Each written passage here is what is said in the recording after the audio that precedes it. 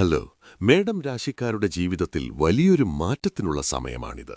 അതെ, കഴിഞ്ഞ കുറച്ചു ദിവസങ്ങൾ ഒരു വലിയ പരീക്ഷണമായിരുന്നിരിക്കാം. പക്ഷെ ഇപ്പോൾ കാലം മാറുകയാണ്.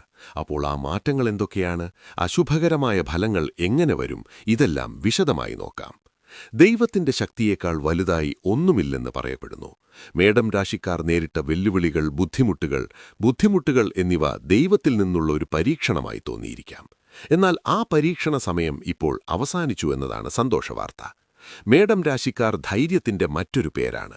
പക്ഷേ കഴിഞ്ഞ കുറച്ചു മാസങ്ങൾ അവരുടെ ക്ഷമയ്ക്കൊരു വലിയ പരീക്ഷണമായിരുന്നു.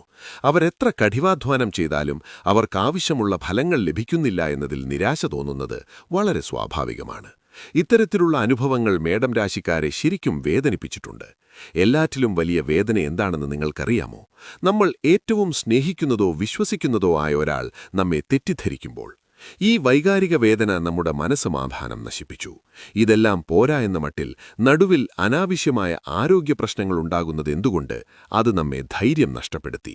പക്ഷേ ഓർക്കുക, ഇതെല്ലാം ആ പരീക്ഷണത്തിന്റെ ഒരു ഭാഗം മാത്രമാണ്. അപ്പോൾ ഇതിനെല്ലാം ശേഷം അടുത്തതായി എന്ത് സംഭവിക്കും? കാലം ശരിക്കും മാറുകയാണോ? നല്ല ദിവസങ്ങൾ വരുന്നുണ്ടോ? സഹജാവധിയിലെ എല്ലാവരുടെയും മനസ്സിൽ ഈ ചോദ്യം ഉയർന്നുവരുന്നു. ഇതിനുള്ള ഉത്തരം തീർച്ചയായും അതേ എന്നാണ്. ഒരു സുവർണകാലം ആരംഭിച്ചു. ഗ്രഹങ്ങളുടെ രാജാവായ രവി കൂടുതൽ ശക്തനാകുന്നു. പ്രകാശിപ്പിക്കുന്ന ഗുരുവിന്റെ ശുഭദർശനത്തോടൊപ്പം ഇവ രണ്ടും ഒരുമിച്ച് മേഡം രാശിയുടെ ഭാഗ്യത്തിലേക്കുള്ള വാതിൽ തുറക്കുകയാണ്. അതിനാൽ മാറ്റത്തിന്റെ ഈ ഘട്ടത്തിൽ 3 പ്രധാന കാര്യങ്ങളിൽ നമുക്ക് വളരെ നല്ല ഫലങ്ങൾ കാണാൻ കഴിയും. 3 അനുഗ്രഹങ്ങൾ എന്തൊക്കെയാണ്? നമുക്ക് നോക്കാം. ആ 3 അത്ഭുതകരമായ അനുഗ്രഹങ്ങൾ എന്തൊക്കെയാണ്? ആദ്യം, സാമ്പത്തിക സ്ഥിതിയിൽ വലിയ പുരോഗതി. രണ്ടാമതായി, പ്രതീക്ഷിച്ചതിലും വലിയ ബിസിനസ്സിൽ വിജയം. മൂന്നാമതായി, കുടുംബത്തിൽ സമാധാനവും ഐക്യവും. ഓരോന്നിനെക്കുറിച്ചും വിശദമായി സംസാരിക്കാം. ഒന്നാമതായി, പണം പ്രധാനമാണ്. വളരെ കാലമായി പണത്തിന്റെ ഒഴുക്കിലുണ്ടായിരുന്ന എല്ലാ തടസ്സങ്ങളും ഇപ്പോൾ നീങ്ങും. പഴയ കടങ്ങളെല്ലാം വീട്ടാനുള്ള സാധ്യതയുണ്ട്. മാത്രമല്ല, പണം സമ്പാദിക്കാനുള്ള പുതിയ വഴികൾ കൊണ്ടുവന്നിട്ടുണ്ട്. രണ്ടാമതായി, ഒരു കരിയർ അന്വേഷിക്കുന്നവർക്കൊരു സന്തോഷവാർത്ത.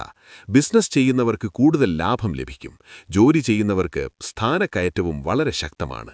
യോഗയും വളരെ ശക്തമാണ്. മൂന്നാമതായി, ഏറ്റവും പ്രധാനപ്പെട്ട കാര്യം കുടുംബ സമാധാനമാണ്. വീട്ടിലെ എല്ലാ ചെറിയ വഴക്കുകളും അഭിപ്രായ വ്യത്യാസങ്ങളും ഇപ്പോൾ പരിഹരിക്കപ്പെടും. ഗവ്യം സന്തോഷകരവുമായ അന്തരീക്ഷം സൃഷ്ടിക്കപ്പെടും. ഇതുവരെ വിവാഹിതരല്ലാത്തവർക്ക് ഇത് ഭാഗ്യത്തിനുള്ള സമയമാണ്.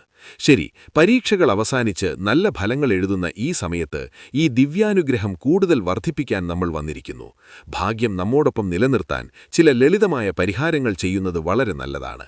അതായത്, എല്ലാ ചൊവ്വാഴ്ചയും വീട്ടിലെ മുതിർന്നവർ ഹനുമാൻ ചാലിസ ആവർത്തിച്ചു ചൊല്ലണം. ദരിദ്രരുടെ അനുഗ്രഹങ്ങൾ എപ്പോഴും ചൊല്ലണം. ചുവന്ന നിറമുള്ള ധാന്യങ്ങളോ വസ്ത്രങ്ങളോ ദാനം ചെയ്യുന്നത് നമ്മുടെ ആത്മവിശ്വാസം വർദ്ധിപ്പിക്കുമെന്ന് വേദങ്ങളിൽ പറയുന്നു. ഒടുവിൽ ഒരു കാര്യം ഉറപ്പാണ്: ദൈവം നമുക്ക് കഷ്ടപ്പാടുകൾ നൽകുന്നത് നമ്മെ ദുർബലപ്പെടുത്താനല്ല, മറിച്ച് നമ്മെ ശക്തരാക്കാനാണ്. ഇപ്പോൾ ആ കഷ്ടപ്പാടുകൾക്കെല്ലാം പ്രതിഫലം ലഭിക്കേണ്ട സമയം അതിക്രമിച്ചിരിക്കുന്നു. ഈ സുവർണാവസരം പരമാവധി പ്രയോജനപ്പെടുത്തേണ്ടത് നമ്മുടെ എല്ലാവരുടെയും കൈകളിലാണ്.